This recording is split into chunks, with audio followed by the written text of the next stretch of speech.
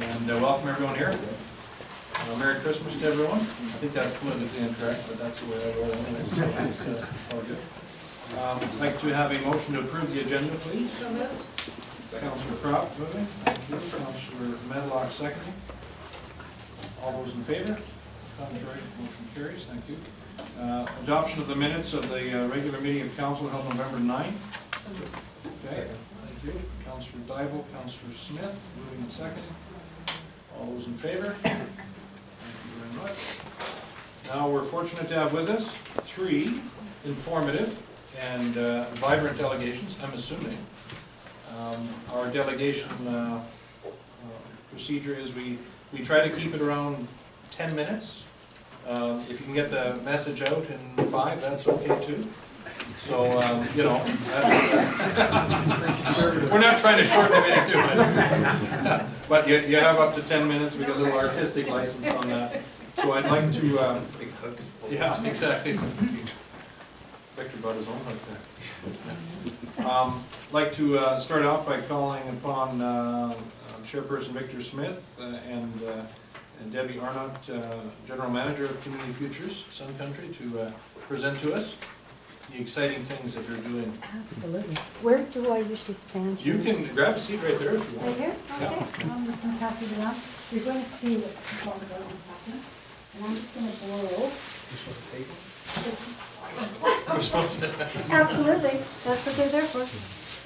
Okay. Yeah. All right. Get started with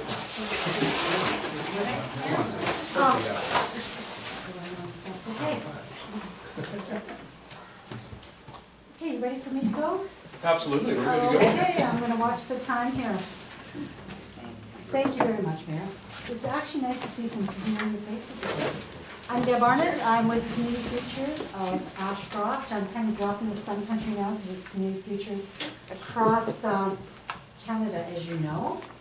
I've been with Community Futures going on 25 years now, so I've seen a lot of changes in the last 25 years when it goes to small business.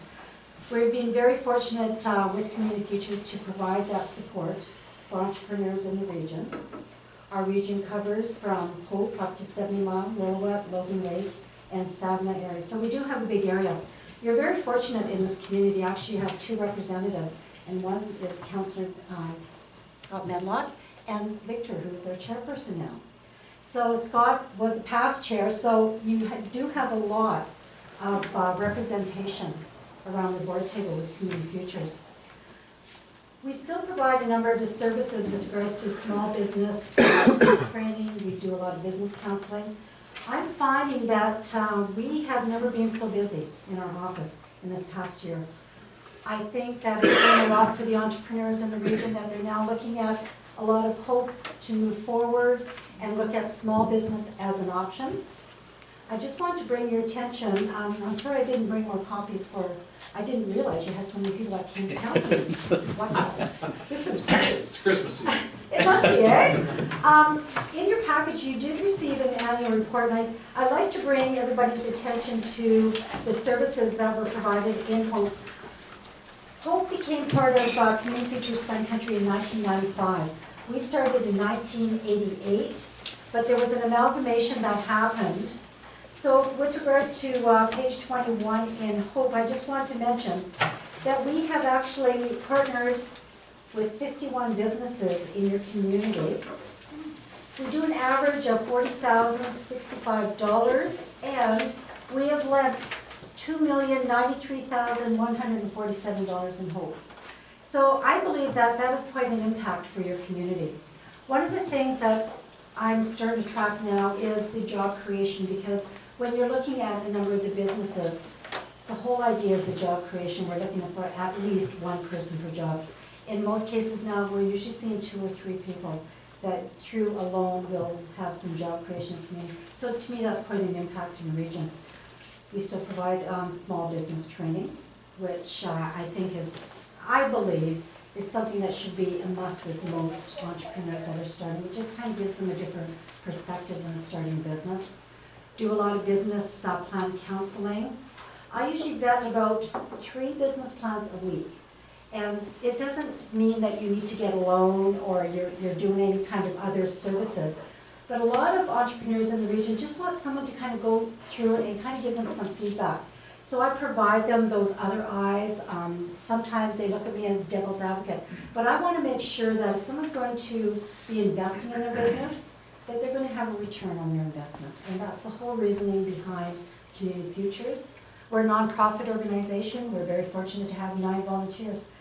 I don't believe that Community Futures across Canada would even be in existence without the volunteers.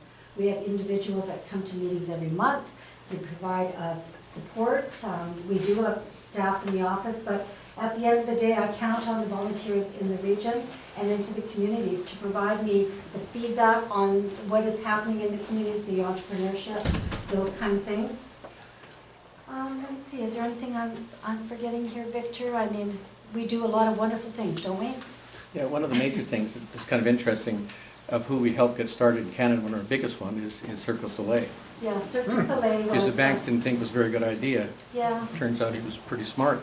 Yeah, Cirque du Soleil started back east, and they received, back then, the biggest loan for a Community Futures Network was $75,000 to get started. And I mean, you look at now where we are. Vicky's Chips is another one. They received a small loan of, I think, about $10,000. So that kind of tells you how we see the leveraging and the returning on investment. I'm watching my time here. Well, you're doing fine. It's still interesting. Keep it. Okay, and also in your package, you'll see what's called BC. And that's a little booklet that was started by Community Futures about 3 years ago. I was approached about 2 years ago to see if we would do a pilot on the mainland. This has been happening on the island for a while, and the province wanted to see if this was an opportunity to go on the mainland. So our region did a pilot test. And we wanted to kind of see the feedback that we would get from businesses that were selling and from the realtors. I like to make it really, really clear with this booklet. We are not competing with the realtors. The whole idea is we want to ensure that if there's a business for sale, that people are aware that the business is for sale, because we don't want to see businesses shut down. We all know the impact when a business closes down. So this is something that we do on a quarterly basis. This is for our region only.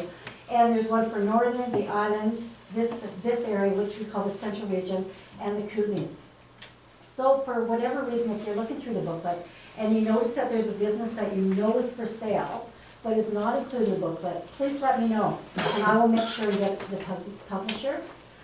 And I'm not sure if you know about BC Opportunities, but that is also another program that is done by the province that also provides support for those that are wanting to invest in BC. This program here, the Buy BC, has been so successful that the province has now recognized, instead of having these 2 programs, why aren't we in one program? They recognize that Community Futures is on the ground, so we're aware of those businesses for sale. And a number of the staff at Victoria aren't aware of what's happening in the smaller communities. So now what they're doing is transferring a lot of their data into the Buy BC, which I think is great for our small communities. These booklets are taken for trade missions, Japan, China, India, all over the places, for those that want to invest in small business in Canada. Of course, we're trying to push our region because we'd like to see things going. But probably since we started a couple of years ago, we've seen 3 businesses sell because people were aware that it was for sale by someone from another region. I actually had a couple from Hong Kong that had seen a business, and they actually flew over and met with me in Ashcroft. They flew to Vancouver and they phoned me and said, I'll be there in about 20 minutes. And I said, well, you're about 4.5 hours away. So you know what, I'll wait for you because they didn't recognize how big our province is, because you look at a little map. But they never did buy the business in Ashcroft. However, they did buy a business that was in the region. To me, that's really important. If our region is strong, we're all going to be stronger. And that is part of that leveraging and supporting each other. Watching the time. I think that was probably all I needed to kind of bring up today. I think the rest of the stuff you have in your package. If you have any questions, please don't hesitate. Give me a call, send me an email. Absolutely. Sounds very good. Good presentation. Councilor Croft. Thanks. Hi, Deb. Nice to see you. Hi, Victor.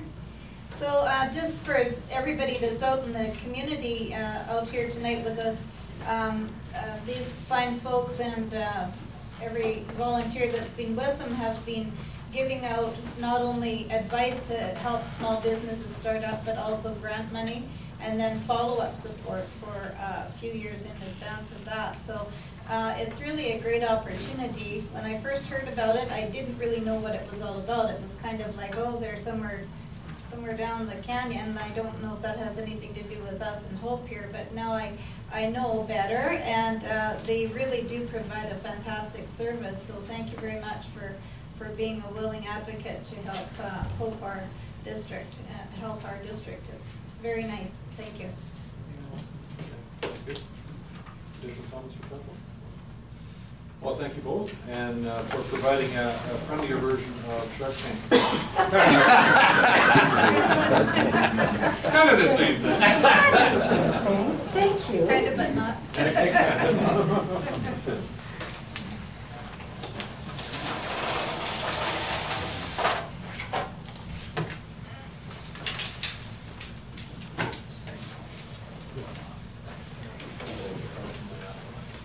So this is Ellen here somewhere. Hello, Lori. Yeah, really. There you go. They're calling for you. Oh, there she is.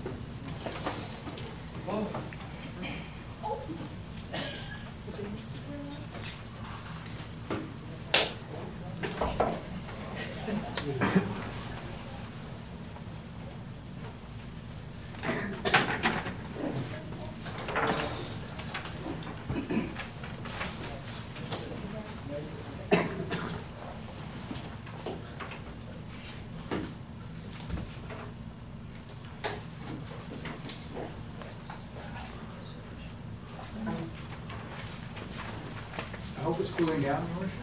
Feels better? Yeah, no, it's good. It's not body heat, you're going to be saving on hydro.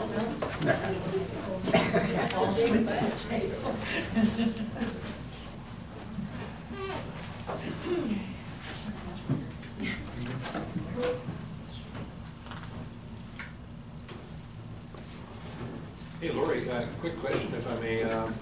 Is Constable Jackie Rumpel around tonight? No, I was just got a text from her, and she had to send her regrets because she got called out. Ah, priorities. First things first, that's all good. There's a policing matter has to be attended to, and special acknowledgement to Mr. Hans Yeshek here, who was here just a minute ago. Where'd he go? I'm not. Oh, you're there. You're hiding behind Councilor Smith there. Okay, perfect. Thank you. But thank you for having us here. I'm the president for our Hope Crime Prevention Society. So to your worship and the council, No. for having us. This is loud. You have a clear voice, but if you can up the volume just a little bit, that'd be excellent. So, because we have a very fresh-faced council, we thought it would be a good idea to, for your benefit and for accountability, to explain about who we are, what we do, and where we're going. So, we are Hope Crime Prevention Society. Our mission statement is in partnership with Hope RCMP, ICBC, and the Citizens of Hope. The volunteers of the Hope Crime Prevention Society will endeavor to improve the quality of life in the District of Hope by reducing the opportunities for criminal activity and improving traffic safety through various crime prevention initiatives. So, we are a nonprofit charitable organization with a current membership of just under 30 plus, a few honorable lifetime members. It started up in 1997 in the basement of the town hall right here, becoming incorporated as a society on November 27th, 2001. And this is our role in our community, right there. We're not funded by the provincial or federal government. Local donations and with the support of the District of Hope have enabled our volunteers to run our crime prevention programs, cover costs for patrol vehicle, some equipment, materials, and the necessary training and upgrading of our volunteers to be as effective and efficient with the implementing of our programs. We do not have any paid employees. We're required to have criminal record checks done as often as required according to our Constitution and bylaws, which at this time is every 2 years. We are required to sign a code of ethics once initial interviews are successfully completed and limitations are understood. For example, making it very clear that we are not a vigilante group. We must commit to a minimum of 4 hours each month.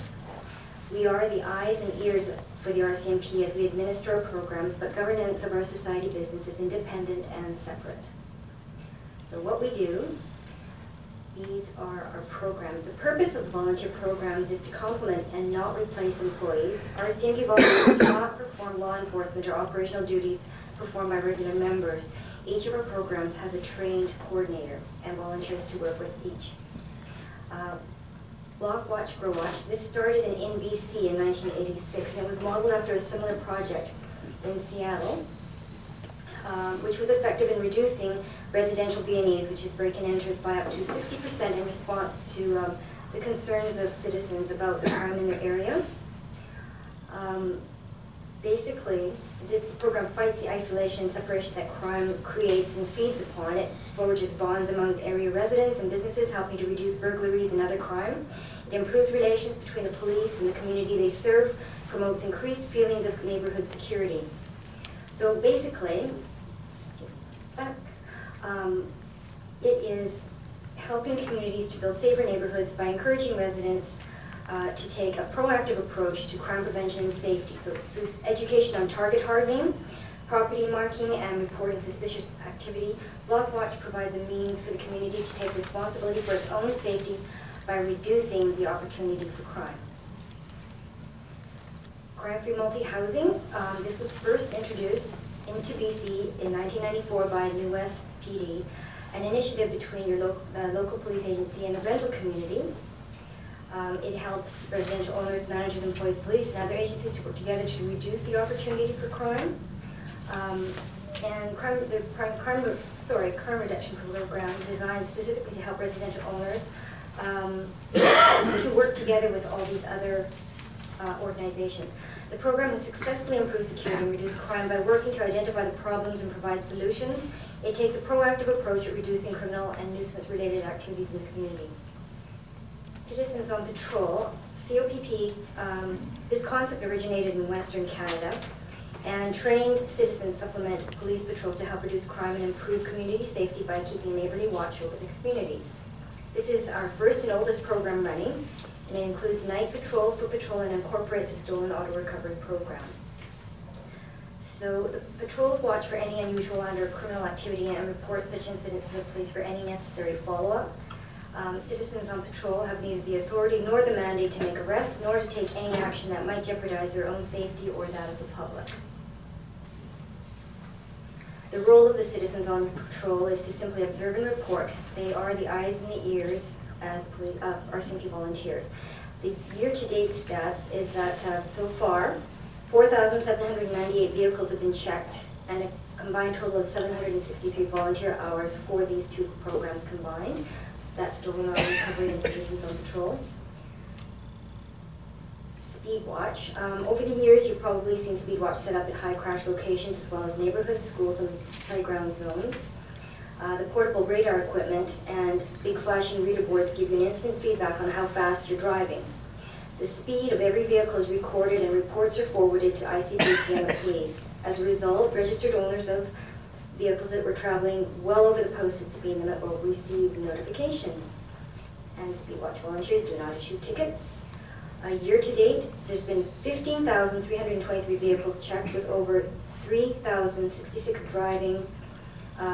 drivers in excess of over 10K over the posted speed limit and 152 volunteer hours.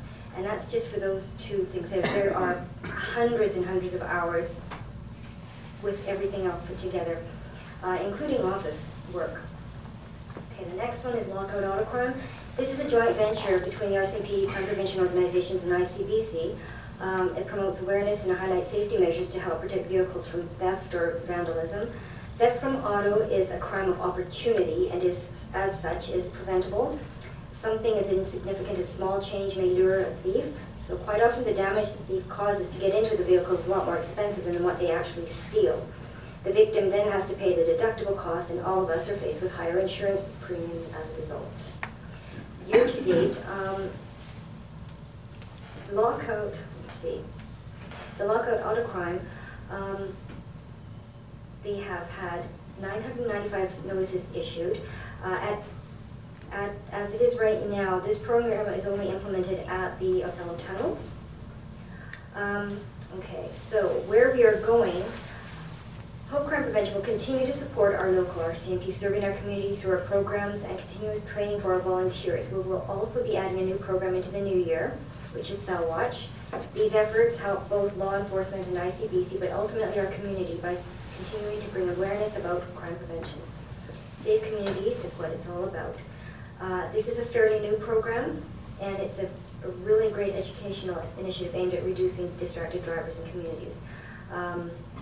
As I've got up on the bulletin, roadside surveys are conducted, observing drivers and their behaviors, and this information is used to help ICBC and the police better understand the issue at a local level and to develop initiatives to reduce distracted driving and save lives. So this fellow here is a constable out of Chilliwack detachment. He had this brilliant idea to stand at the intersection of Vedder and Lakakuk Way, looking like a panhandler. And so he said on the sign, "My name is Constable Martell. If you're on your cell phone right now, you are about to get a tip." We've had other people in other communities across the country copy that. Okay, so what is crime prevention? Crime prevention is everyone's responsibility. It's a community effort. By working together, neighbors can increase the security and safety of their homes and neighborhood. Crime prevention is proactive, while intervention is reactive. Crime prevention improves the quality of life for every community. Civic pride has the ability to discourage litter, graffiti, and criminal activity, which inevitably contributes to community improvement and an atmosphere for volunteerism and personal responsibility. Now, did you know one of our longtime HCP members was recently featured in an ICBC article highlighting her dedicated efforts as our lockout auto crime coordinator at the Othello Tunnels? She's since been interviewed by our local Hope Standard editor, and this is Louise Marlatt. Her energy, dedication, and attitude is proof that 90 is the new 60. Except for speeding. Yes. She's just fantastic. In 2014, Hope Crime Prevention Society was a recipient of the Ministry of Justice Crime Prevention and Community Safety Award for exemplary leadership in developing and supporting initiatives that promote safe communities in British Columbia. And we also received a message from our MLA, Lori Flonis. And a couple other notes is that in 2013, it was noted as the year of 17% decrease in auto crime in our area, Hope area, while other areas in the Fraser Valley and province saw an increase, which was kind of cool for Hope. 2014 auto crime incidents in BC, the vehicle thefts increased 31% and vehicle break-ins increased 17% in 2014 compared to 2013, but in both years, 2014 and 2015, we continue to have 0 break-ins where our lockout auto theft program is implemented at the Othello Tunnels parking lot, which is very, very cool. So thank you, and happy holidays. Mrs. Alva, thank you very much for that. And I'm sure council may have feedback, questions. Or maybe you answered all our questions. I tried to address everything so you could carry on with your meeting. I just found out you had a heavy agenda. Councilor Crowe? Thank you very much. That was a wonderful presentation, refreshing for us older faces. And I just wanted to say, so if somebody was new to the community and they wanted to join up, what's their first step? They would come in to see me on Tuesdays between 11 and 3, and if they want to, I can give them a rundown of what we do. There is a criminal record check to be filled out, and see what kind of area that they're interested in. Then there's an interview, and after that, once they sign a code of ethics and understand the limitations on what we can do as volunteers, and they understand what our constitutional bylaws are, then they're good. And where do they see you? At the crime prevention office, which is right attached to the post office. So the post, right beside the post office on Tuesday between 11 and 3. 11 and 3, they can join up and fill some of those gaps. Mhm. Perfect, thank you very much. Okay. Thank you very much, Lori and Hans, for coming. And thank you for your continued efforts. I know you're both movers and shakers in the community, have been for many years, so appreciate your good work. And I'd just like to say thank you to the District of Hope for continuing to support what we do, because I think it takes a team effort, all of us together, and I think it's very cool what we're doing. Yeah, we would agree with that for sure. Thank you so much. And next on our speakers list, we have Ms. Stephanie Hooker, who's here to talk to us about the Hope Community Recreation Park Project. Thank you very much. So I hope that film showed you more than what we could ever say, and I really thank council for coming down and did a guided tour. And we had 3 council members come out and take a walk through with us and see what's happened on the ground. And we've had councillors ask us questions, and so I hope you really have a sense of what's been achieved here, and have a sense of how much community support is behind this project. It's not doing a bad job of increasing the overnight stays at the municipal-owned campground across the road, and it's about to be marketed, so I think you're going to see quite a busy property this coming summer. And there's just one last thing I'd like to say. The stakeholders are really committed to carrying forward.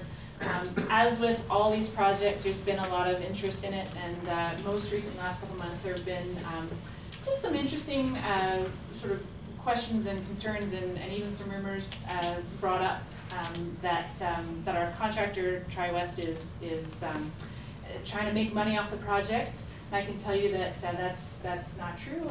TriWest is the largest corporate sponsor of this project next to the government. They have contributed a significant amount of funds to the project. There was also some concern that I was being paid to fundraise because I do work for Advantage Hope. I just wanted to clear the air that I've been a 100% volunteer efforts on this project. Now that we move into the promotion phase, Advantage Hope is definitely going to be putting tourism dollars behind marketing and promotion, but my role, fundraising and on this project to date, is as a volunteer. All of the volunteers have been working because they believe in the project, and I really appreciate, I think all small towns have their share of rumors, but they can be very damaging to projects like this, and I think you can see there's a lot of community support behind it. And I really thank those folks, such as a couple of councillors who have just heard a couple things and come to us and talked about it, and we really appreciated that. And so anyhow, the project is really positive and it's got a lot of momentum behind it, and we really just wanted to say thanks to council for supporting us thus far, and we hope you continue to support us in 2016. Yeah. Thank you very much, Ms. Hooker. Appreciate it. Comments from council? First, gotta have one. Councilor Crawford, Councilor Tyler. So I thank you very much. It's a wonderful fruition when I think about day one, when we began. And we almost didn't have the people involved that we did end up with. And I think due to the foresight of the council of the day that they, not just them of course, but they ultimately made some new decisions that changed a lot of things and got things rolling, which was a great idea. And I'm very proud of what you guys have accomplished, and it's a wonderful asset to our community.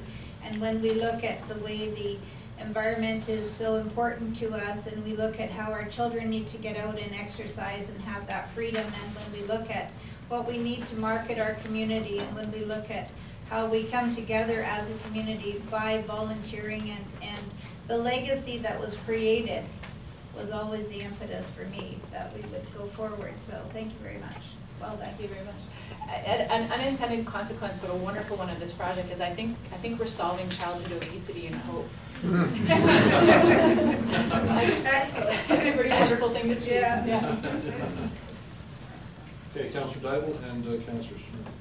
Well, I don't necessarily have a question other than just a comment. I just want to make sure that I'm clear, and for the audience and for the public, that the reason to maintain this contract is for the continuation of donations to come in, so that we can continue to move forward this project based on donations, so no dollars, district dollars will be spent for this. I just want No. to be clear so that the public is clear on that, that the maintain this contract is simply for the fact that donations will come in and then projects will be completed as enough dollars That's are an raised. excellent clarification to make, yes.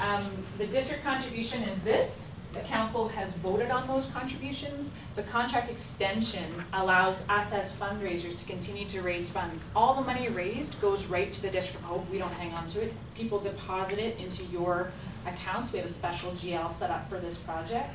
And so when people are writing checks, when we go out and do our fundraising pitches, people are writing checks to the District of Hope.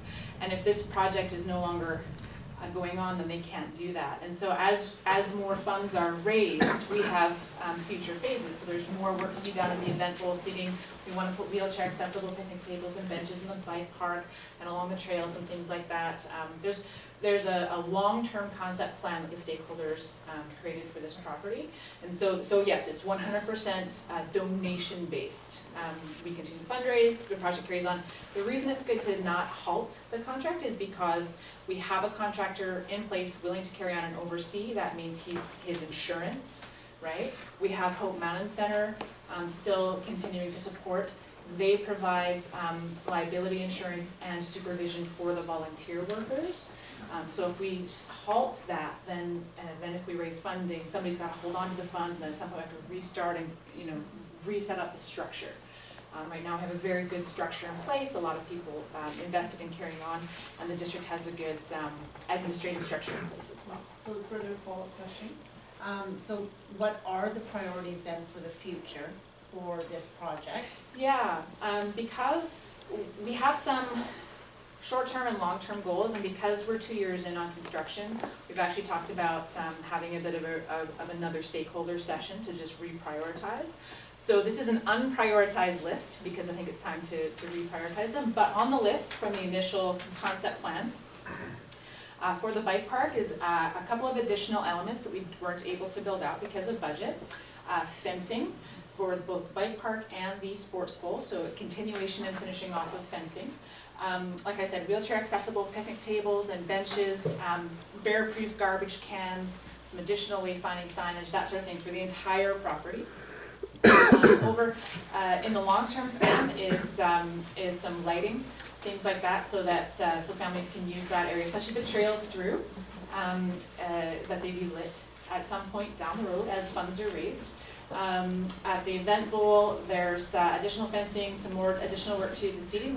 We initially promised, I think, 11 rows of seating, overachieved that. There's still more seating that can be done. Another whole side of seating can be achieved on that property, and so that would expand the capacity of the event bowl.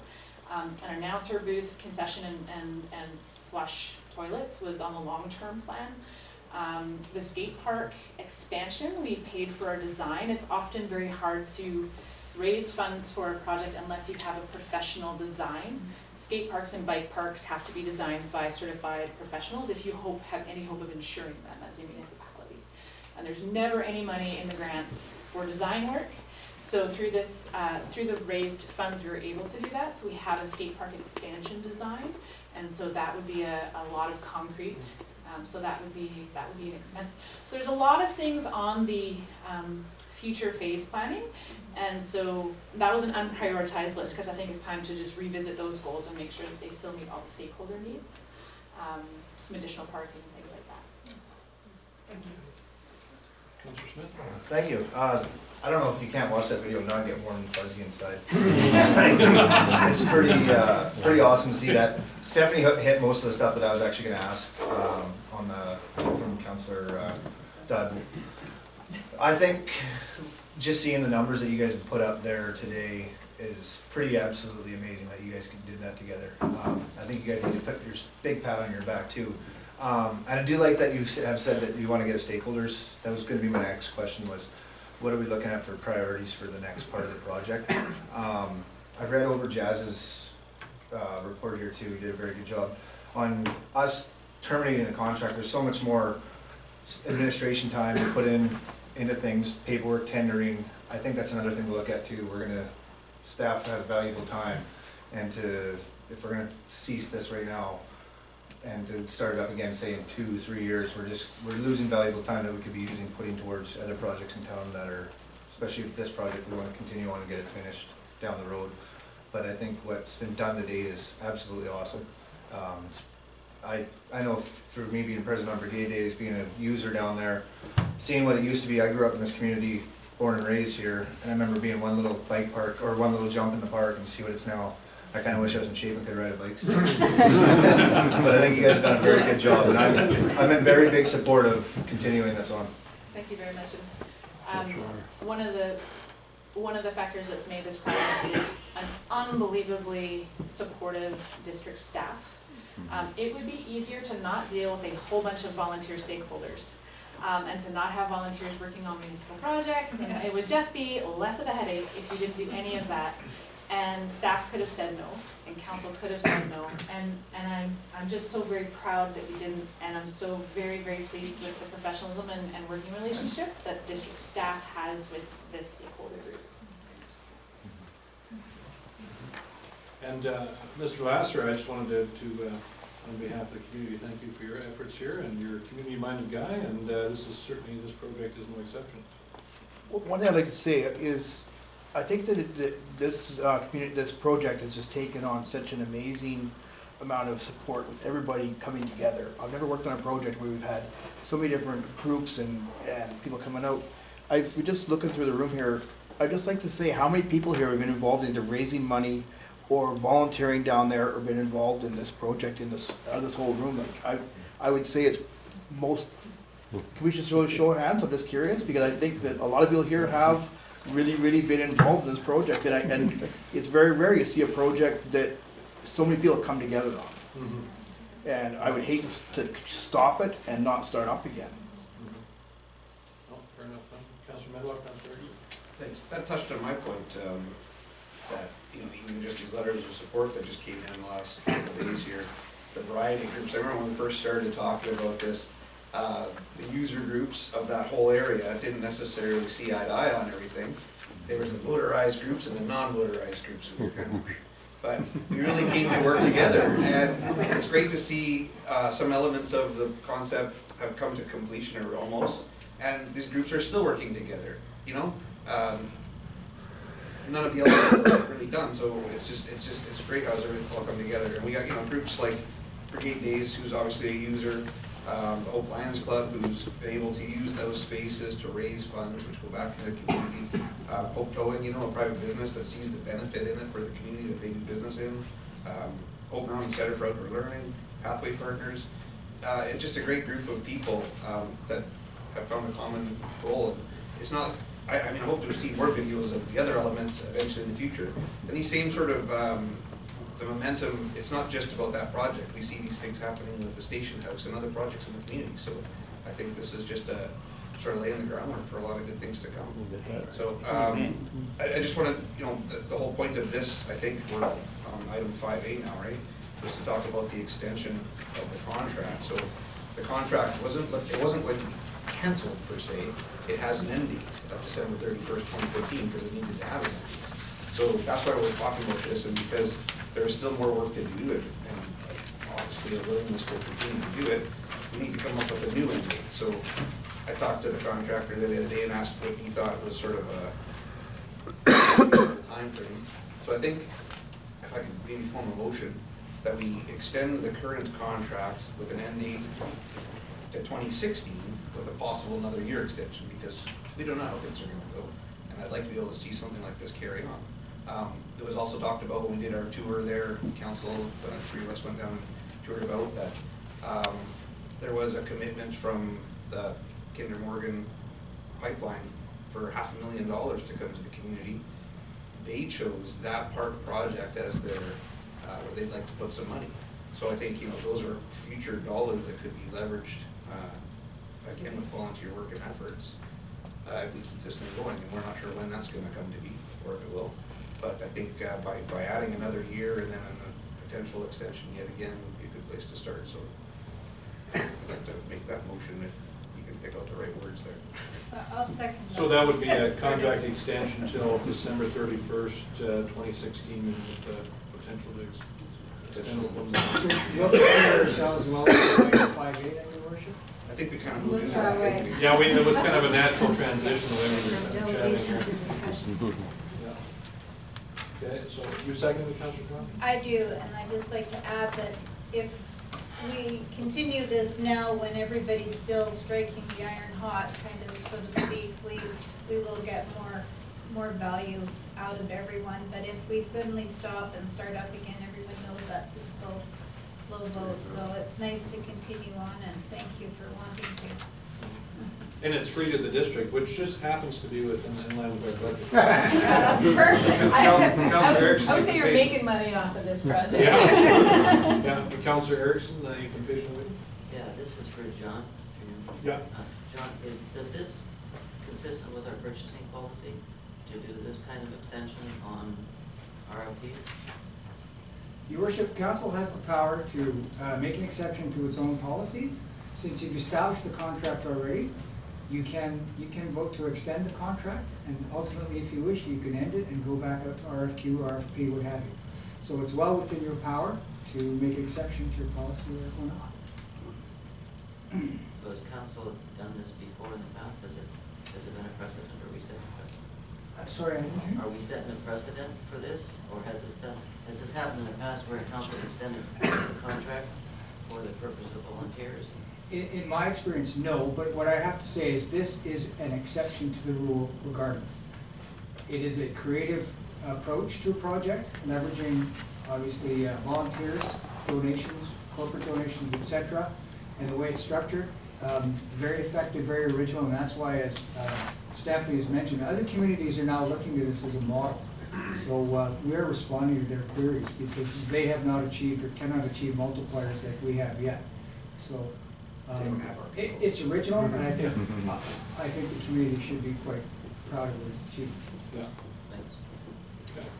A question about the current contract, is there anything that needs to be looked at that would make things easier for both the contractor and the district staff that could be changed here? Your worship, through you. So the plan would be, let's say if we did get a motion of council to extend, Got a we motion. would look at certain amendments because certain phases of that previous contract have been fulfilled. And so we would look at something that would facilitate this contract or this extension a little bit easier. So there would be amendments or certain augmentation of that. So those would come forward at another meeting? Correct. Okay.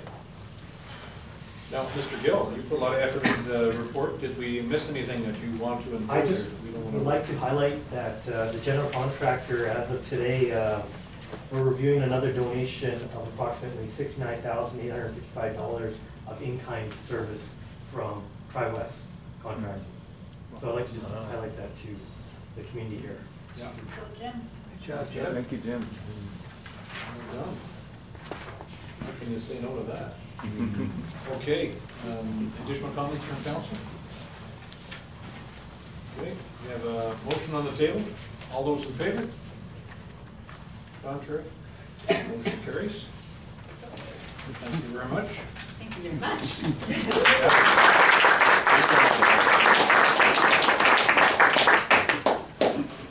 Okay, item 5B, we have a report from our CAO pertaining to the Economic Development Strategy Update. Mr. Portofsky, if you'd like to report to council on that. Yes, your worship. Thank you. Unfortunately, it won't be as joyful per se. That's the last one. That's Well, it might be. You can spin it. Maybe. Still positive. You're getting a little too cool. Very nice. Councilor Dybel is frosting up here, so. Back. This is too cold. I'll make it.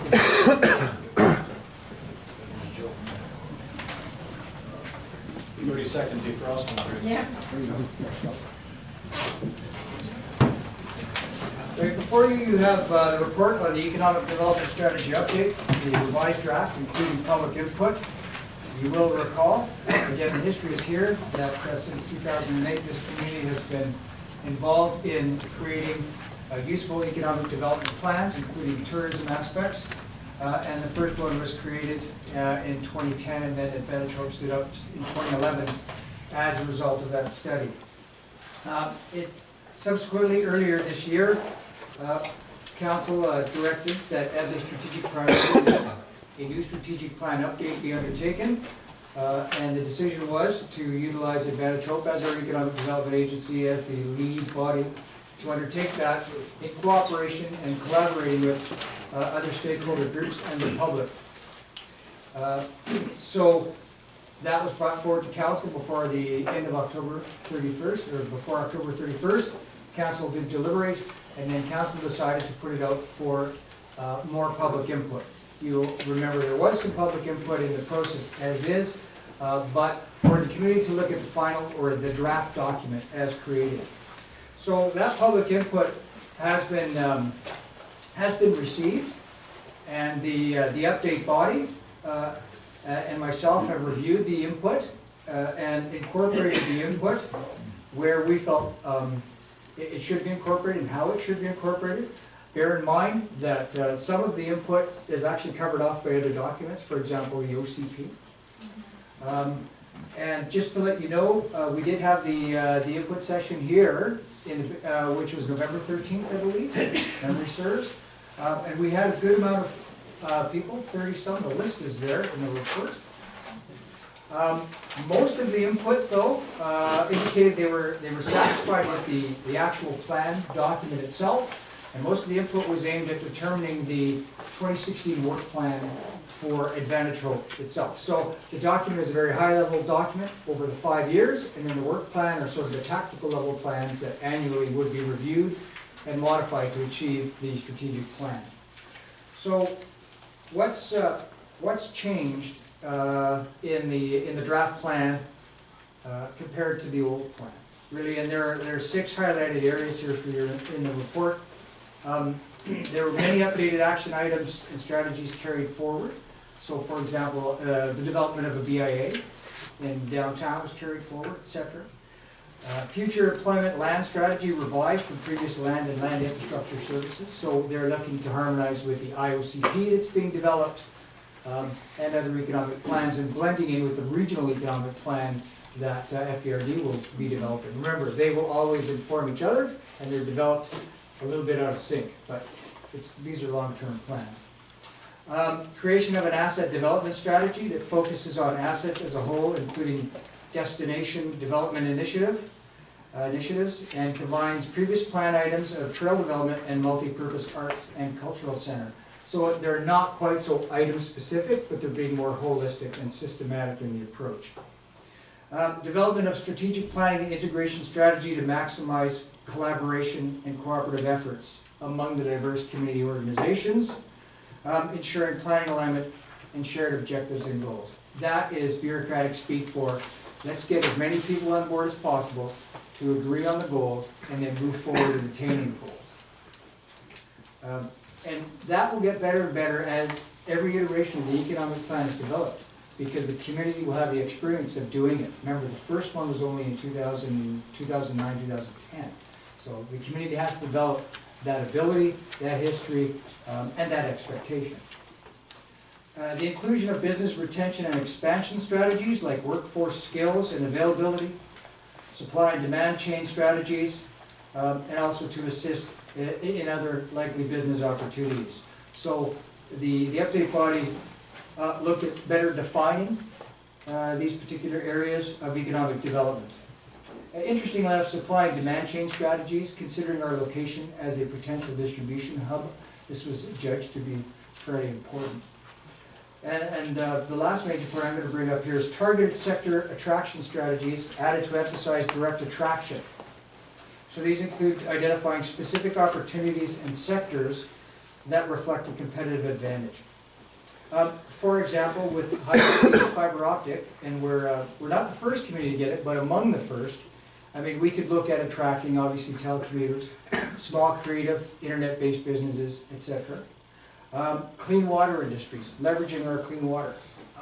A brewery, perhaps, a craft brewery, kind of a nice local thing. Hospital, health, and respite care on the private side, potentially even the public side, because of demographics and location. So these are added into the plan. I have provided to you the draft that highlights the changes, and I know you've all gone through them. And then I provided the draft that has the changes incorporated as the final document. So that should have made it easier for you to read the document and then propose any comments or questions that you may have going forward. Unfortunately, Tammy cannot be here tonight from Advantage Hope, but I believe Peter Robb is here, in case we need him to answer any questions from the update body. So, Your Worship, pending any other questions, really, that's my report. We've incorporated some of it, much of it, the public. There was only one written correspondence as far as public input, and I've included that in the report as well.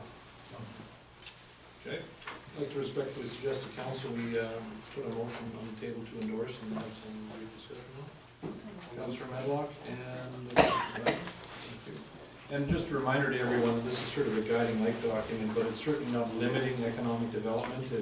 If there's a unique opportunity that pops up that is not specifically outlined in this document, obviously we'll be looking at it and chasing after that, I am sure, if it's suitable to the community. Discussion, council. Councilor Erickson? I brought this up through you, Mayor. I brought this up a few meetings back regarding this economic development strategy update.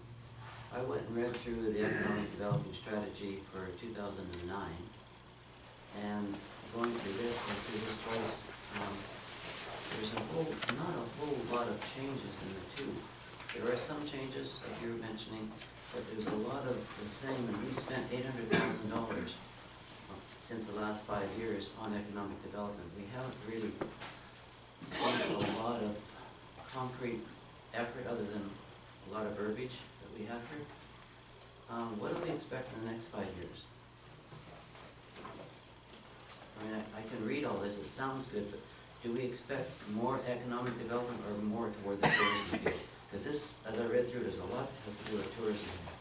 And I'm just wondering if economic development is being set aside more because of the tourism aspect. Now Advantage Hope is doing the construction of the station house. Is it going to be set aside and we're still spending taxpayers' money on this? I'm just wondering where we're at. Your Worship, economic development includes tourism, so they're not necessarily separate. It's an aspect of economic development. The situation as appeared 2008-2009 largely remains unchanged. There are some changes, and that's why changes to the documents are needed. You recall that mining, forestry, and the other primary industries have largely disappeared. And so I think the aspiration that those economic development drivers come back into play, quite frankly, are unlikely in the near term and even the midterm, if ever. So as a community, previous councils have directed and worked towards this plan, and economic development does not have, it has measures of effectiveness, but it doesn't necessarily have a return on investment that's concrete, certainly in the short term. So you could ask, I believe, a lot of communities as far as what has their return been, and each of them will report differently. It depends on their particular economic climate, on their attractiveness, on their competitiveness, and their history. So for the District of Hope, it is very difficult to report out, but if the district does not move forward with an economic development plan and invest in its future, however council decides, it will not get better. I cannot tell you, Your Worship, exactly from a dollar and cent point of view how successful Advantage Hope has been, or the district, in economic development to date. However, there are increased measures of effectiveness and performance in the new document, which ideally then will attempt to do so. And they're not all monetary, because again, unless a new factory opens up, it's a big investor, or you could look at measures that are in the document, like for example, the number of businesses, the number of employees, are they increasing? The payroll amounts of the businesses in the district. Those are going to be surveyed according to this plan. So you have a framework that's better developed to give council those return on investment figures if that's what you're looking for. I hope I've answered it. I think there's a couple of other sort of low-hanging fruit items that we can pluck up fairly easily, and one of those is, and this is my personal favorite, I love this one, and that is the telecommuting aspect of economic development in the future. With the TELUS fiber optic internet in place, we essentially have the fastest internet available in the province, so one of, I think, 5, 6 communities. And we have a lifestyle which is essentially resort-like, so I think we have a huge opportunity to develop our economy in the community, catering towards telecommuters. And this used to seem like small fish, but now there's literally tens of thousands of people in the Lower Mainland that they have a home office, they're on their computer, 4 or 5 days a week they're working in their home office, and then maybe 1 day a week they're going into their headquarters office, or in some cases once a month or once every few months they go into their headquarters office. And there's people in town already that work for companies in the United States, and they'll go to their headquarters office once every 6 months, say. And that's not an uncommon thing. And one of the really exciting elements of this is the mention of that whole telecommuting aspect of things, because these are people that will spend the majority of their time in our community working, already earning good money, and then the likelihood of them spending money in our community shopping local is much higher than if people are commuting out of town for their work. So I just wanted to highlight my personal favorite on this list. Councilor Miller. Thank you. I've been involved in this process, sorry, did I jump? No, it's the strategy update, and I think there was a lot of discussion during this update about metrics, how the measurement tools, how do you measure the successes? And this report does have a lot more to do with that, these smart metrics, and we've got information. The problem is the data is not easily collected out there. So part of what this update wants to do is those things such as the business walks, where you can collect some information, collect some data, and then you can use those numbers to show exactly what you're asking for, those returns. We have looked at reports that were put out. I don't have them with me, so I can't quote them exactly. But it's already happening. The number of jobs in Hope has increased significantly by the hundreds, not because of new businesses opening, but because of people working from home. And the small business is the backbone of British Columbia. 95% of businesses are small businesses. So that's already happening. You just don't see them. They're not a storefront that you see, but they're here, they're spending their money in the community. So I think, that was one thing that we had a lot of discussion about, and it's going to speak to it as we move forward. It was a tough thing 5 years ago to decide how are we going to measure our successes. I think back in 2008-09, we were really hoping that we would get a business here, the bricks and mortar that everybody wants to see, a physical building that's got 50 employees there. That wasn't easy anywhere. When we started this, it was just the downturn in the economy across North America. It's been a tough, challenging time, but we're making headway. Like I say, these reports that we're looking at are showing the indication that it's working. And this report is designed to help us figure out those metrics so that those answers to those questions can be answered for you. I think it's a great report, and we did go through the list extensively from the old one, and we ticked off a lot of boxes, and we reprioritized things that had taken place, and you must have seen that when you read through them both. So yeah, I'm just looking at you because you're the one commenting, but I hope that this is something that we can keep on track with, because like Mr. Korlowski said there, if we don't do anything, we're not going to succeed. Now, Councillor Crop, my apologies, I bumped you. Well, you were way, okay. You were a keener right at the beginning, so. Okay. So thank you for that. And I hear what's being said, and I guess, I've always been an advocate, even as now Mr. Rob knows, of having an economic development officer. That's always been, something I'm really in favor of. I think it's great to advocate this, because that person, I guess that person in my mind is a person that's a good connection to the town hall. They can help to streamline the business friendliness and get rid of some of the areas that are too hazy for people, the waiting for the business license and the permits and all that stuff. To me, that's really what a really well-functioning district economic development officer, that's what that's going to look like. But, I think back and, I'm a little bit disappointed now, because I think back to when we first got an economic development officer in 2009, and 2 or 3, and everybody's saying, well, we have to have a matrix, and we need to know this, and we need to know that. Well, you know, a lot of that information is right there in employment standards. They'll tell you how many people we have or not in work, in employment and stuff like that. They'll tell you what the average wage is.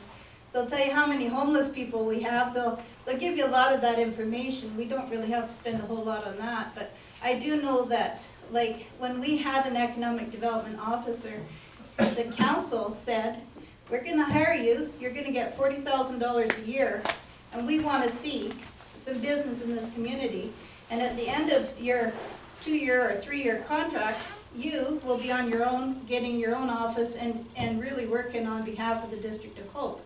So what did we end up with? That was how we measured. Was he successful? Well, guess what, folks? We had Aberfoyle. We had employment. We had stability, and we paid $40,000 for that, and that person was then going to go further by looking at getting some property. In fact, we spent even more money after that. Some of this work here is from that. We had a whole thing talking about what can Hope have in its, you know, general area. We can have breweries, and we can have this and that and all the rest of it. All that groundwork was done as well. So, I mean, I don't really see anything new. I see a board now advocating for a matrix where we can make some phone calls and get a lot of that information. And how do we measure success?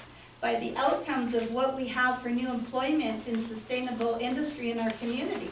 That's how we measure it. Not by how many people are making how many dollars and they're already working. Who cares? Get some new people in here and get them to work. That's what we want. That's why we wanted an economic development officer.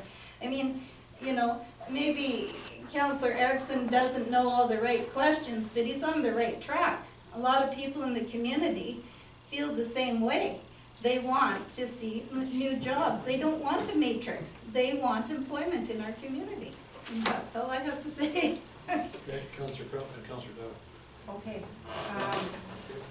So a couple of points. I think we just heard from Sun Country that they've invested into 51 businesses in Hope. So I'm thinking that, and that's one of the largest in the region that they've invested in. So I don't think that we can dismiss that element of it. And I don't think that this motion is to actually debate the merits of whether or not Advantage Hope is doing what they need to do. I think it's to really debate whether or not we're going to adopt this economic development plan. Second of all, I agree. If we don't have an economic development strategy and we don't support economic development, who's going to do that and what will this community look like? I remember sitting in a room when Lionsgate Consulting came in and did their consultation with the public at the time, and they were saying that if Hope doesn't do anything about economic development, we will implode. We were imploding.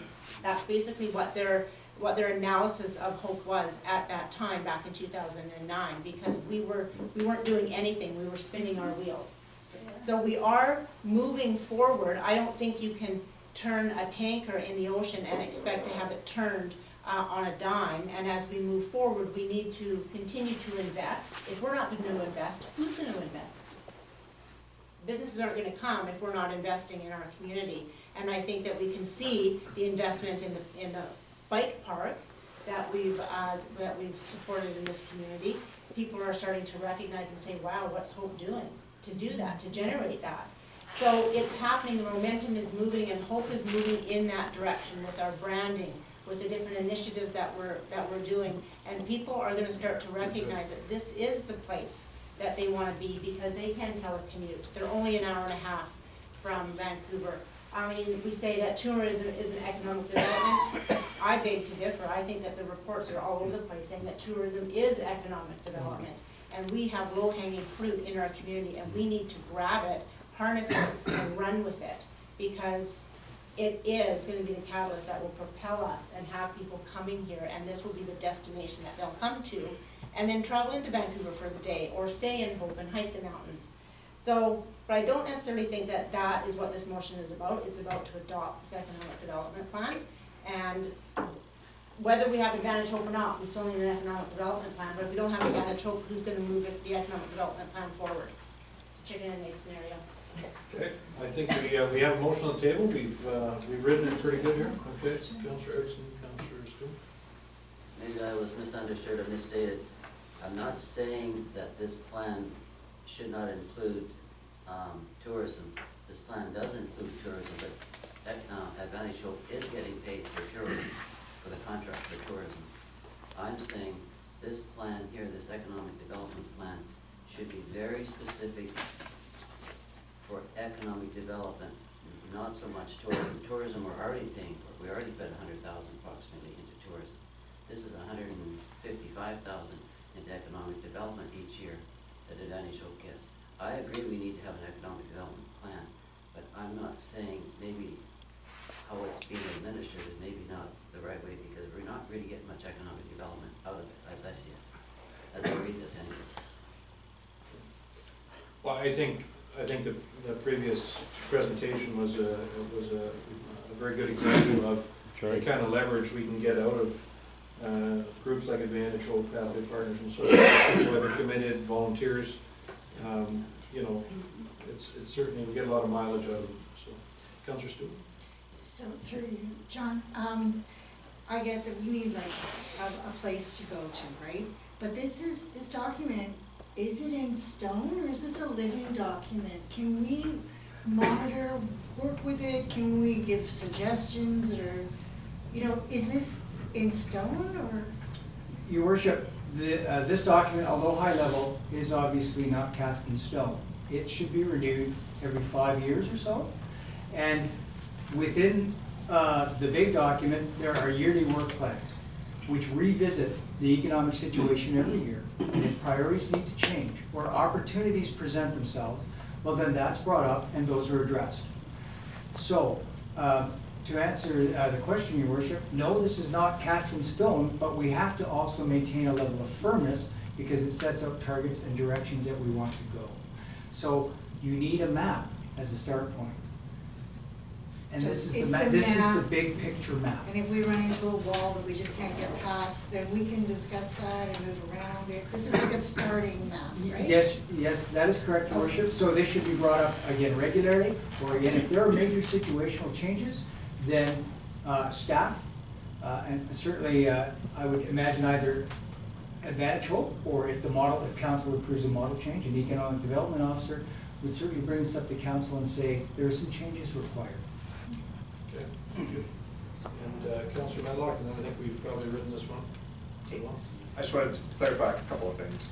The report speaks, the update speaks more about metrics, like measurements that can be identified, because it's been something that hasn't been able to be identified well. Not so much a matrix, it's not that we're trying to form a matrix, there are measurement tools that are going to be identified. And also the point I made was that new people are here. The reports that we have been able to see have shown that the new people in jobs are here. They're just not in the form that you're used to seeing as far as a business goes. The priority part of it, this is overall, like you were saying, a large, bigger picture plan, you know, through 2 public consultation sessions, plus volunteers from the community that represent a wide variety of the community have come up with some different priorities, and that's what each year is updated at Advantage Hope's meeting on their work plan. So I think it's a good process, and it's been looked at as not just you know, tourism versus anything else, because it's identified and is well known that tourism is a part of economic development. It's not the only piece, but it is a piece of it. But the community has helped in the last public consultation session identify what those priorities are, and tourism was one of them, and that was the input from the community. We asked for it twice, and we got it. So I think to keep debating that is you know, we shouldn't keep debating it. When we've asked for some input, we got it. We need to go with that. So motion is on the floor. Okay. Question on the motion? All those in favor? Contrary? I'm contrary, sorry. I'm not happy with the outcomes. There's no measurement as far as I'm concerned, so Yep. no, can't do that, sorry. Councillor Crop and Councillor Erickson opposed. Yeah. Motion passes. Okay, thank you. Item C, British Columbia Transit update, Mr. Woloski. Your Worship, councillors, earlier this year, Staff was directed to go forth and renew its emphasis and looking at establishing regional transport, transit, from Hope through to Chilliwack, perhaps it needs to be Camp Agassiz. This report is as a result of council directing that. Attached to the report is an earlier report that was done in July of 2013, and some figures were posited at that time. And if I can get to those, 2, 4, 12. At that time, if all the partners were in place, the amount of fees that would have been paid by the district looked to be about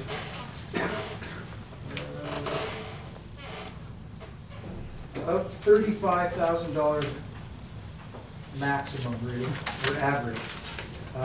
However, in future debate, well, past debate now, the potential partners backed out and did not want to participate.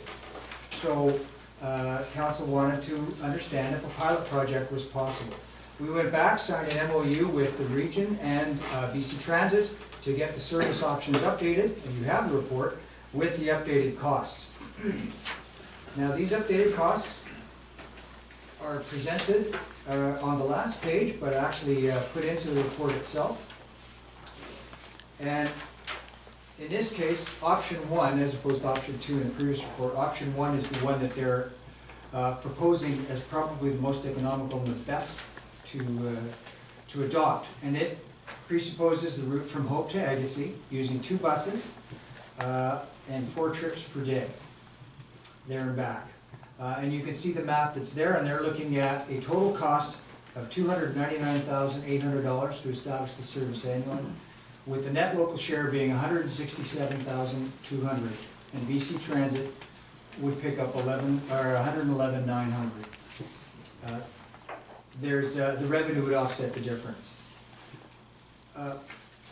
Unfortunately, as has come to light, BC Transit in its provincial 3-year budget has let it be known that there's no funding available for even their share. So if we were to go ahead with it, the District of Hope, without any partners, would have to foot approximately $299,800, which would mean between 4 and 5% municipal tax increase if it sat by itself. So you have the alternatives and the implications. Council could decide to move on its own and bring this into budgetary consideration next year and decide to fund it. Or council can decide that more work needs to be done, potentially, and do some political lobbying to try to see if renewed efforts at the regional level can be used to identify partners moving forward. Whether or not that's likely or unlikely, again, difficult to say. And certainly at the provincial level, some lobbying can be done with the Minister of Transport, Highways, and perhaps even the Premier's office to look at loosening the purse strings. And every year, generally, in the provincial budgets and in any budgets, circumstances occur where money's unspent or slush is developed. So it's very possible moving forward that if the mayor, for example, or council took this on to increase lobbying, perhaps future monies could be identified, and BC Transit might have some freedom of action to dedicate some funding to it. So unfortunately, it's not great news as far as the pilot project goes. So staff is seeking direction whether or not to proceed, or if so, how.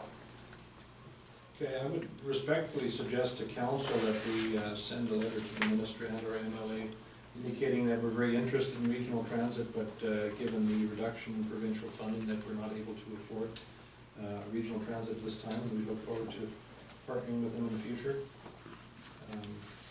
Because obviously I think that's a huge fight to take, and something that the general public would probably not be too excited about. And although convenient for many, there is a negative to the regional transit as well. I know a lot of people are concerned about folks heading out of town on a regular basis, making it easier for people to shop out of town that normally would shop in town. So there's certainly there's pluses and minuses to regional transit. So,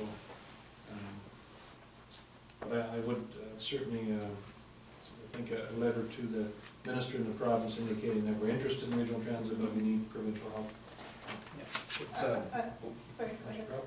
Yeah, I'd like to also comment that this council has also taken a step forward in making Care Transit a line item in their budget. And so we are spending money on transportation in our community, for our community. And being that we know that in the interior and that and down the valley, they all have supplemented budgets by the province for their transportation. The District of Hope is far too small, in my opinion, to be able to take the whole load. And so if there is, like the mayor has suggested, a pilot project that looks suitable for our district, at that time we can certainly look at it again. It may not be that the door is closed, but that it's just not open at the right time right now. Okay.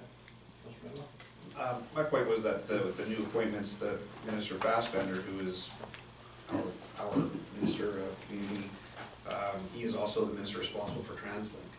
So I think we might have a relationship with him, maybe opportunity to sit down and talk with him about this would be wise.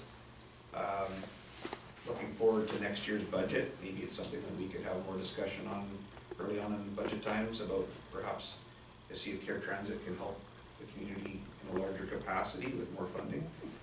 I think there's definitely a desire for transit options for people, so maybe that's just something we can look at.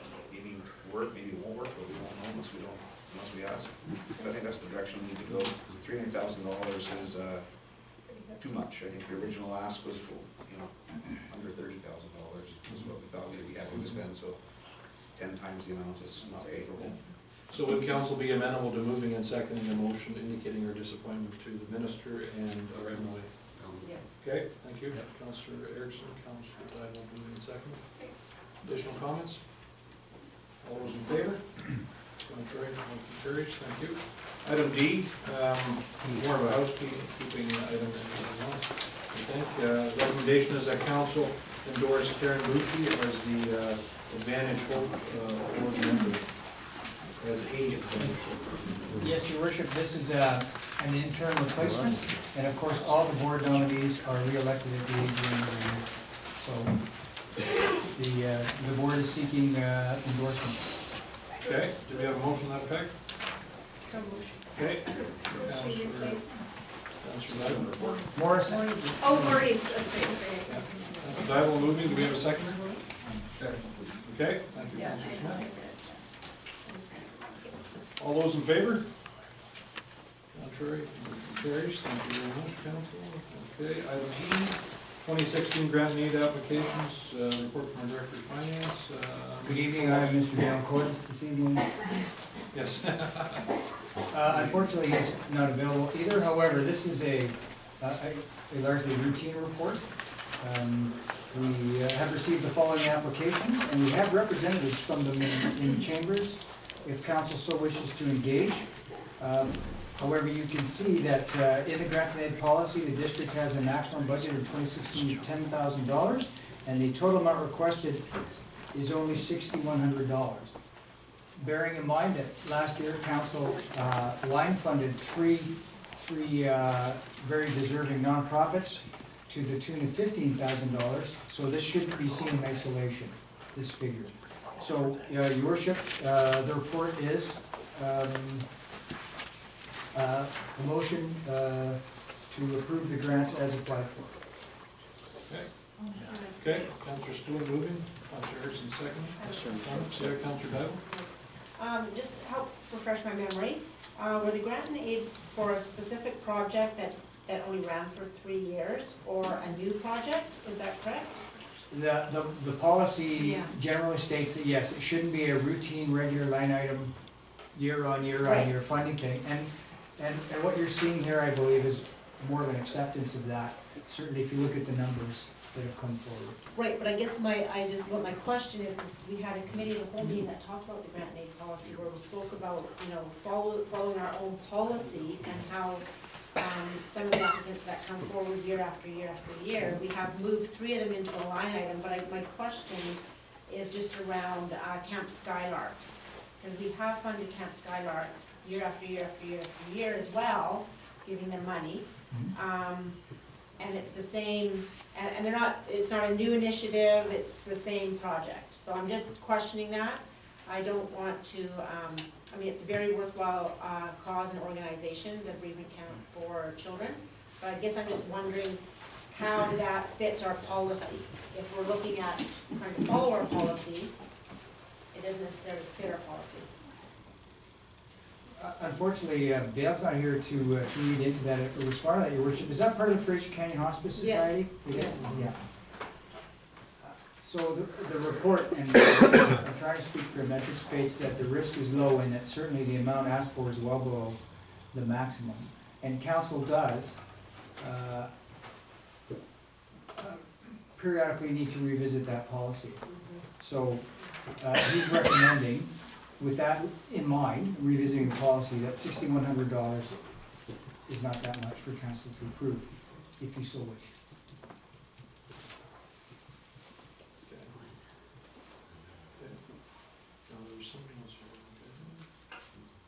Okay, thank you. I sound like a broken record. I think I talked about this exact same point every year, that we've never seemed to fit our policy. So if we're not going to fit our policy, but we continue to do this, well, we have that authority to do so. Let's change our policy so that we're never, not always in contravention of it. We've looked at it in the past, but I'm okay with this. This is, you know, they're all deserving organizations. But we really need to schedule a time where we sit down and talk about our policy and make those amendments. We seem to have been talking about it for years, but never actually doing it. So I'd like to see that really happen between now and the next time. Thank you.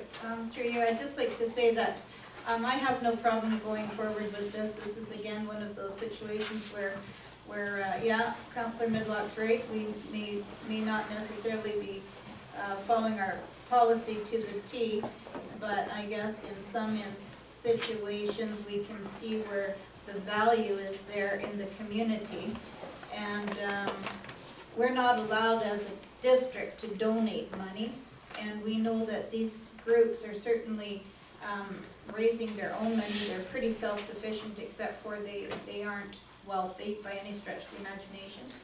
And it would be a shame to see them go under. I believe that in reading some of these different groups that they are actually doing specific projects. So that's helpful because that does follow the policy guidelines. What I'd like to see is let's have staff look at a few other communities and see how they're handling these different donations, or not donations, but grant and aid policies, because I'm pretty sure that we could probably utilize some of their historical giving grant and aid policies. I'd like to see some of that come forward. Okay, thank you. Now we had a motion on the table for that, correct? Okay. All those in favor? Contrary. Carries, thank you. Item F, report from Fire Chief DeSoucy pertaining to volunteer firefighter remuneration, and that is in line with our budget discussions from this past budget cycle. It's already agreed upon. So Chief DeSoucy, if you'd like to speak to it, if anything needs to be added there. If need, the recommendation is to adopt this paid-on-call rate policy, as you mentioned, Your Worship, that formalizes the intent of council during the budget proceedings in the beginning of 2015. Okay.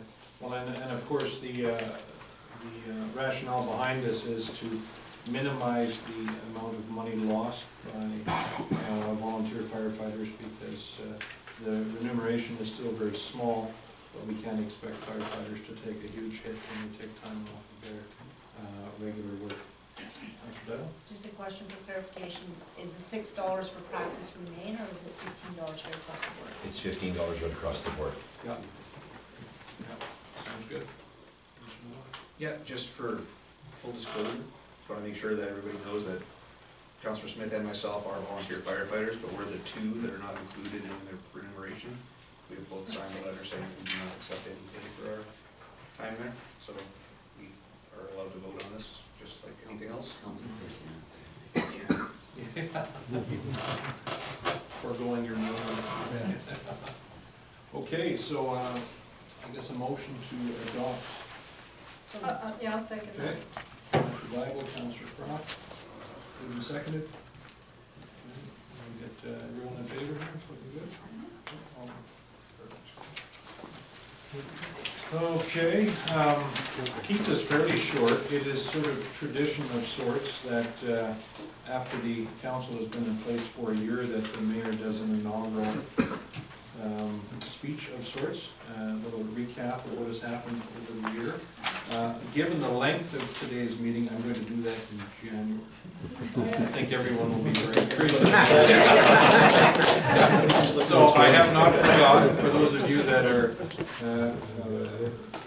followers of procedure, I have not forgotten, but I think to add 20 minutes to an already long meeting probably would not be particularly good. I have a couple of quick things to add, and then of course will be council reports. As many of you, I think as everyone in the room knows, Mr. Ian Vaughan, our Director of Public Works, passed on suddenly, and so I had the opportunity to, on behalf of the district, attend 2 services, one here at the Legion and then one in Victoria.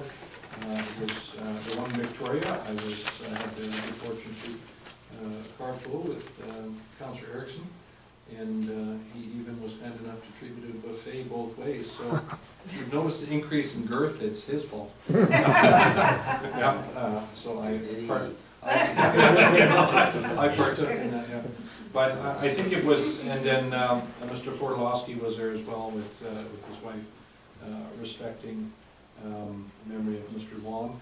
And he had some very close contacts in Hope, but more close contacts in Victoria. So that was, I think, well invested.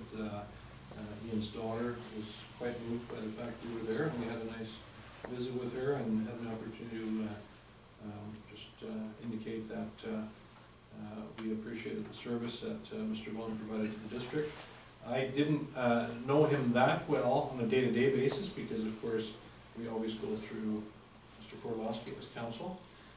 I told a story at the service, and I think it was reasonably well received, and that was when I went to the local Legion service. A lot of the folks there said, so what did you think about Ian's sense of humor? Did he have a sense of humor?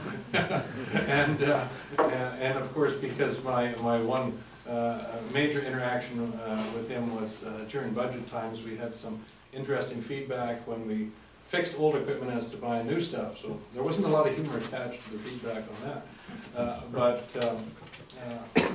He had some very interesting humor, as it appears.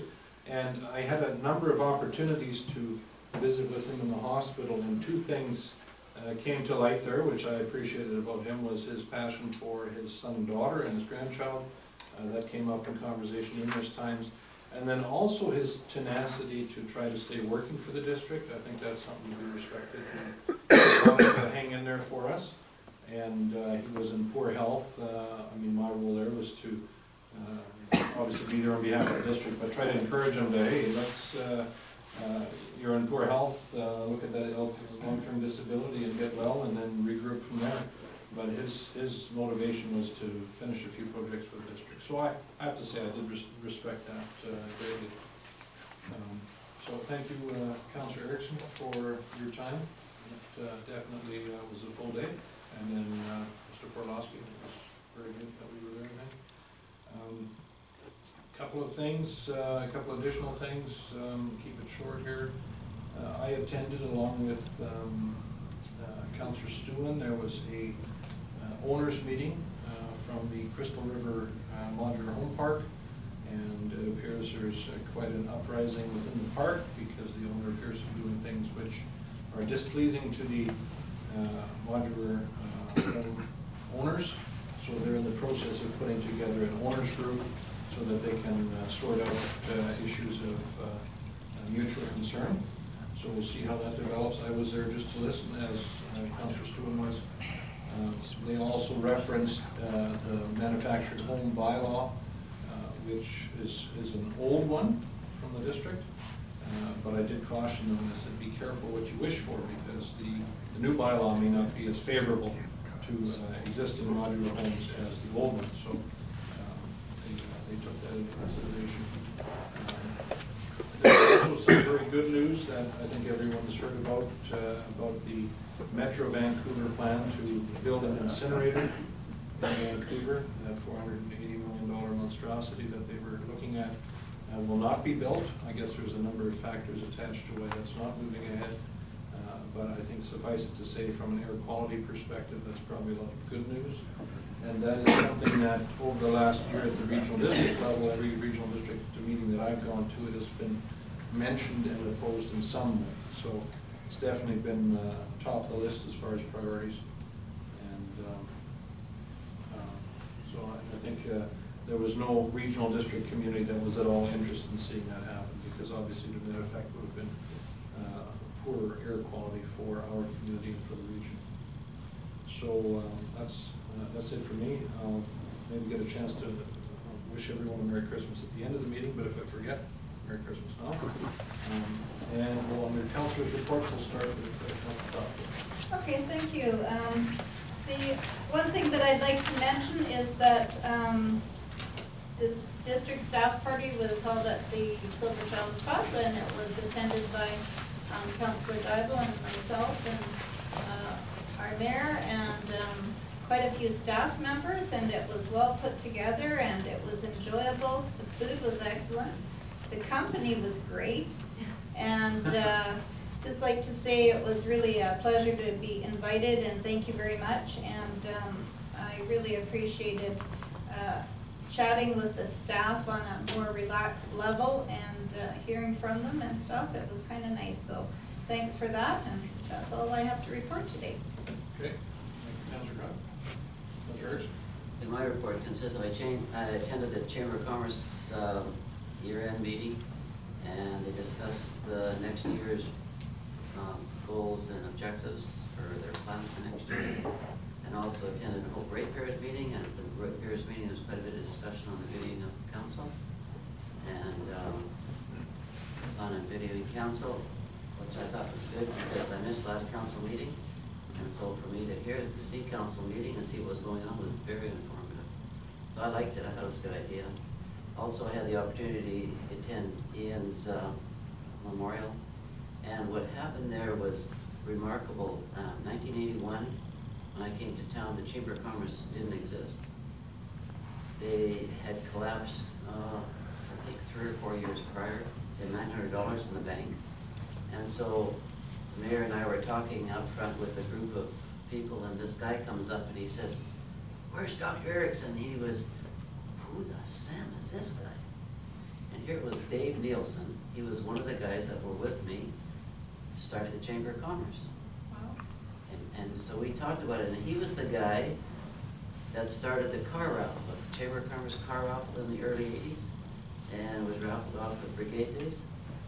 And so we talked about the anxiety we go through. We bought this car from Bud Gardner, and up to the Friday before Brigade Days, we haven't even covered the cost yet. So we went through this whole scenario of the struggle, and he was the guy that had the idea of opening up Othello Tunnels. When we first came to Hope, Othello Tunnels was just a whole massive rock caved in. And so he started the whole process, and he was the one that initiated the cleaning up, and we had lots of work. We just like the bike park is doing now. We got the tunnels all going and opened up. And so we had a great discussion. So if nothing else, it was very nice for me to see him and see how he's been over the last 30 years. Ian's funeral, it was really nice to see his daughter, visit with his daughter.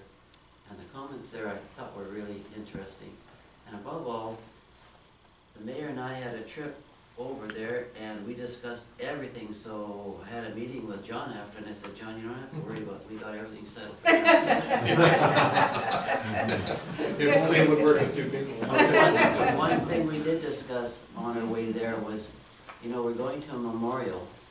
Why don't we have something? Why doesn't the District of Hope come up with maybe a little plaque or something where we could find 1 or 2 people in the community per year who have done a lot for this community, huge amounts. And then the mayor came up with the Order of Hope. Instead of having Order of Canada, have the Order of Hope. And I thought that would be a real nice thing. Why talk about someone when they're dead? let's talk about them while they're still alive, and we came up with several names that are very, very excellent people who have done a lot for Hope since I've been here, and I've been here, what, 34 years. And I've seen the work of some of these people. I think we should try and maybe, as a council, come up with 1 or 2 or 3 names a year and say something, and bring them to council with their families and say, this is what we really appreciate you've done over the last many years at Hope. That's all I have in my report, but I think we should really consider that. Councilor Melo? I have no report. Okay, thank you. Councilor Stone? Pretty much, I've been out attending several meetings. Just one thing I do want to say is that at our last school district meeting, there was an extension of gratitude for the amount of notice given for the closure of the bridge in Silver Creek, and how grateful they are for the way it was done. It just made everything such a nice, smooth transition. So thank you to staff for doing that. That's great. The road or bridge closure seems to be going much smoother now, but it's almost over, but it was great. And I just want to wish everybody a happy Christmas, and hope you're all healthy and well. Thank you. Councilor Bennett? I attended a few functions, feels like a long time since we've been here, but attended the firefighters dinner, very nicely done. Golf course does a fantastic job this time of year with the decorating. Attended the district Christmas party, the Chalice, nicely done out there to Dave, who's opened the doors out there, so nicely done to him. Attended the TELUS event. TELUS had a final event here, just wrapping up the project here in Hope.